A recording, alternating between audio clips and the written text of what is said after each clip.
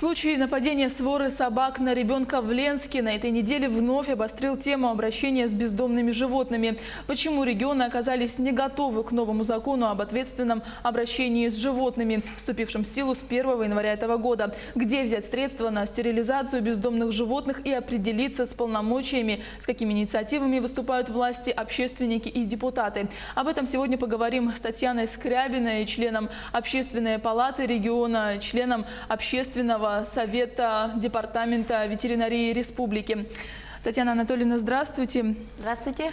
Вот принятый закон об ответственном обращении с животными, он разрабатывался 8 лет. И вот почему регионы все-таки оказались не готовы к его вступлению в силу? На данный момент закон вступил с 1 января 2020 года, но корректировки бюджета по данному закону еще нету. Получается, то есть закон принят, но для его реализации деньги как бы пока не предусмотрены и не учтены в бюджете. То есть они требуют намного больше денег, которые были заложены ранее. Ну а регионы участвовали вот в создании этого закона? Ну да, этот закон рассматривался 8 лет, то есть он в прошлом году чтение был принят, потом, в этом году его уже как бы приняли, получается, да, и он вступил в силу. Но ввиду того, что этот закон, основной предмет этого закона идет защита прав животных, то есть не человека, а животных. А вот этот случай в Ленске, это было ожидаемо? Ну, когда свора собак бегает на улице свободно, да, на свободном выгуле, или это хозяйные, или бесхозяйные, независимо, да, когда собаки собираются в свору, то у них уже инстинктивно идет как бы такая эффект стаи и защита своей территории. То есть они обозначают свою территорию и уже начинают защищать эту территорию, независимо, ихняя или не ихняя. Ну и власти, население вот все-таки больше всего волнует вопрос обращения с безнадзорными животными. И мэр нашего города призналась, что город не в состоянии справиться с этой проблемой и инициировала передачу полномочий на региональный уровень. Но депутаты Гордумы отказали. И кто все-таки в состоянии справиться вот с этой ситуацией? Ну, согласно данному закону, то есть передается субъектам Российской Федерации, соответственно, и далее уже передается муниципальным образованиям. То есть непосредственно будут отвечать муниципальное образование, далее они будут заключать контракты с приютами, которые будут отвечать уже за непосредственное исполнение данного закона. Но ответственность лежит на муниципальных образованиях, получается, по данному закону. А каково состояние у нас по приютам сейчас? По приютам у нас как бы, приют есть в городе Якутске и в других населенных пунктах и муниципальных образованиях. То есть такие приюты есть, какие-то деньги предусмотрены, но они не в лучшем виде, получается, да, то есть деньги, которые предусмотрены, не могут отвечать тем требованиям, которым нужно содержать данный приют и справиться со всеми собаками. Потому что независимо на то, что вот решается данные вопросы, выделяются деньги, если свора собак в населенном пункте бегает, это значит, что не работает, получается.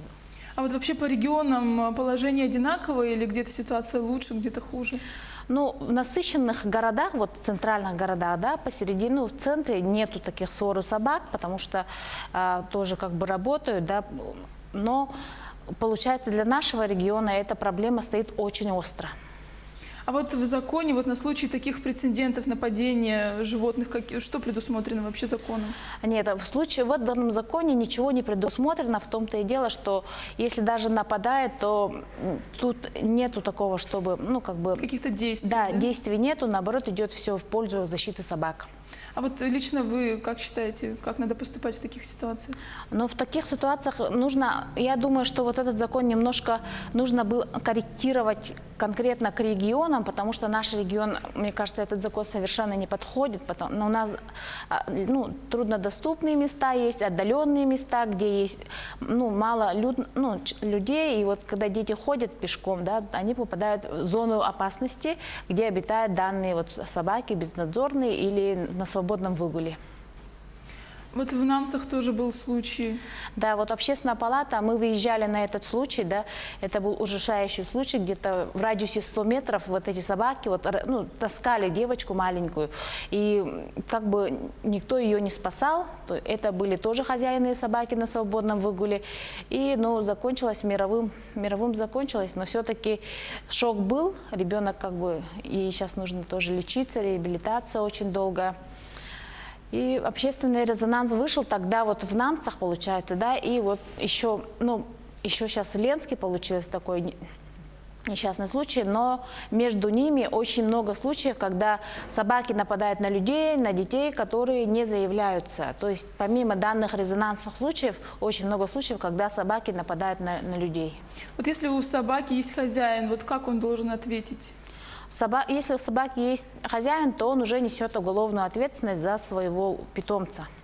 А если вот нет хозяина, то кто отвечает в таком случае? Если нет хозяина, то уже отвечает муниципальное образование, которое отвечает тоже, в свою очередь, согласно данному закону, что, ну, тут нету в этом законе то, что кто-то должен отвечать за совершенные животными действиями. То есть он идет в защиту животных, наоборот. А новый закон ужесточает наказание? Новый закон ужесточает наказание вплоть до уголовной ответственности, но только идет по поводу стерилизации и обратного выпуска в сферу, где она была отловлена. То есть нужно под камеру ловить данных собак, под видеосъемку надо ловить, диких собак, получается, да, в свободном выгуле, потом их стерилизовать клинике и обратно опускать под камеру в том же месте, где они его ловили. Это вот считается практически невозможно, да? Как можно поймать собаку, которая большую собаку, да, без никакого, без палки, без ничего, это все как бы, да, защитники животных у нас хорошо тут отработали, и закон, соответственно, принят, но тут не учтены наши обстоятельства. Ну и вообще это как-то не очень ответственно взять, покормить, подержать и потом обратно отпустить. Да, к сожалению, у нас очень много случаев, когда дачный сезон, да, люди получают, вот, ну, берут животных, все лето держат, получается, охраняют их четвероногий друг, а потом осенью уже некуда его девать, и постепенно его отпускают, и собака уже начинает обитать в среде, и, соответственно, в стае собирается с другими собаками. Ну вот основная проблема – это нехватка финансирования. Вот примерно подсчитано, сколько нужно средств, чтобы вот решить как-то эту проблему? На стерилизацию именно.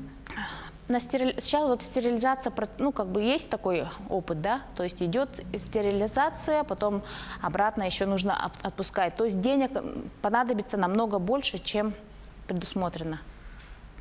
Вот недавно журналисты высказали идею, чтобы вводить налог на содержание животных. Как вы относитесь к этой инициативе? Ну, тут тоже двухсторонний, если закон такой будет, да, но ответственный хозяин, он никогда не отпустит своего питомца, да, и заплатит даже, вот, как говорится, налог, да, но большинство людей, вот мы боимся то, что если налог ведется, то люди, чтобы не платить ну, за собаку, они просто будут отказываться от своих собак, то есть такой пойдет масштабный, как бы, отпускание собак хозяйных, да, и они станут, резкий будет наплыв без увеличения бесхозяйных животных.